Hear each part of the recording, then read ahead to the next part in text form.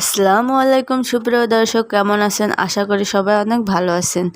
আজকের ভিডিওতে আমরা এমন একটি গুরুত্বপূর্ণ বিষয় নিয়ে আলোচনা করব, যেটি ওমানে থাকা বা ওমানে যাওয়ার পরিকল্পনা করছেন এমন অনেক বাংলাদেশির মনে প্রশ্ন হিসেবে আসে। প্রশ্নটি হলো, ওমানে যদি কেউ অবৈধ হয়ে যায় তাহলে কি তাদের দেশে পাঠিয়ে দেওয়া হয়?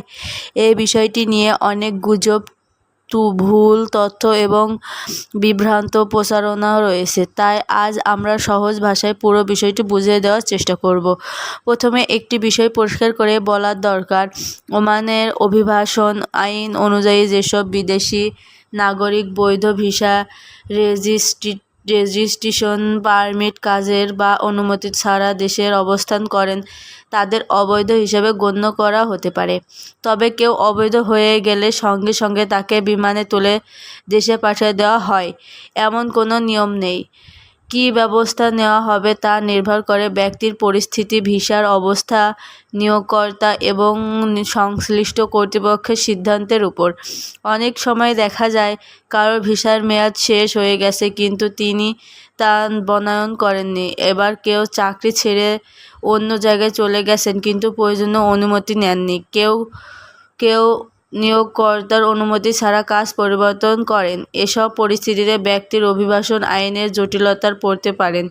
এরপর যদি কর্তৃপক্ষ তাকে শনাক্ত করে তাহলে তার কাগজপত্র যাচাই করা হয় এবং আইন অনুযায়ী ব্যবস্থা নেওয়া হয়।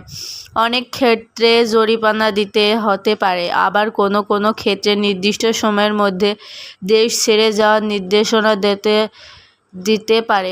যদি কেউ দীর্ঘদিন অবৈধ অবস্থান করেন বা আইন ভঙ্গের সঙ্গে অন্য কোনো বিষয় জড়িয়ে থাকে তাহলে আটক করে নিজ দেশে ফেরত পাঠানোর সিদ্ধান্ত নেওয়া হতে পারে।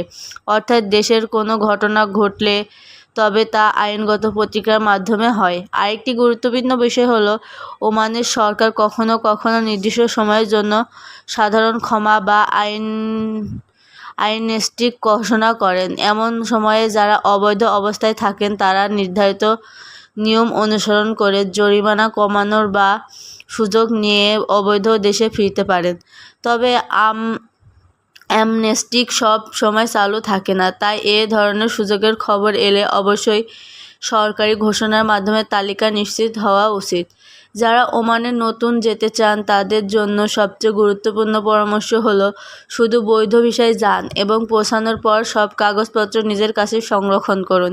চাকরির চুক্তি ভালোভাবে পড়ুন, নিয়োগকর্তার সঙ্গে যোগাযোগ বজায় রাখুন এবং কোনো সমস্যায় পড়লে নিজের আইন ভঙ্গ না করে সংশ্লিষ্ট কর্তৃপক্ষ বা বাংলাদেশ দূতাবাসের সঙ্গে যোগাযোগ করুন।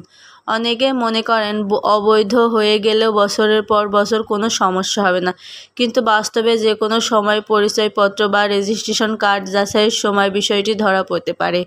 তবে ভবিষ্যৎ আবার ওমান অন্য কোনো দেশের কাগজের সুবিধা প্রভাবিত হতে পারে, তাই শুরু থেকে বৈধ অবস্থান বজায় রাখার চেষ্টা করুন। আরেকটি বিষয় মনে রাখা দরকার, সামাজিক যোগাযোগের মাধ্যমে অনেক দাবি করেন যে নির্দিষ্ট টাকার বিনিময়ে অবৈধ অবস্থানকে বৈধ করে দেওয়া যাবে। এ ধরনের প্রতিশ্রুতি বিশ্বাস করা ঝুঁকিপূর্ণ। সব ধরনের ভিসা ও ইমিগ্রেশন সংক্রান্ত কাগজপত্র অনুমোদিত সরকার নিয়ম এবং বৈধ প্রক্রিয়ার মাধ্যমে করা উচিত। সব শেষে বলতে চাই, ওমানের বৈধভাবে অবস্থান করলে দেশে ফেরত পাঠানোর ঝুঁকি থাকতে পারে, কিন্তু প্রতিটি ঘটনা একই রকম নয়। পরিস্থিতি, আইন এবং সরকারের সিদ্ধান্ত অনুযায়ী ব্যবস্থা নেওয়া হয়। মেনে চলুন নিজের ভিসা ও রেজিস্ট্রেশন মেয়াদ নিয়মিত যাচাই করুন এবং কোনো সমস্যায় পড়লে দ্রুত বৈধ সহায়তা নিন। আজকের ভিডিওটি যদি আপনাদের ভালো লেগে থাকে তাহলে অবশ্যই লাইক করে শেয়ার করবেন এবং ওমান, মালয়েশিয়া মধ্যে প্রচারিত চাকরির ভিসার সর্বশেষ নির্ভরযোগ্য আপডেট পেতে এখনই সাবস্ক্রাইব করে নাও আমাদের ইউটিউব চ্যানেল। ভালো থাকবেন, সুস্থ থাকবেন, আল্লাহ হাফেজ।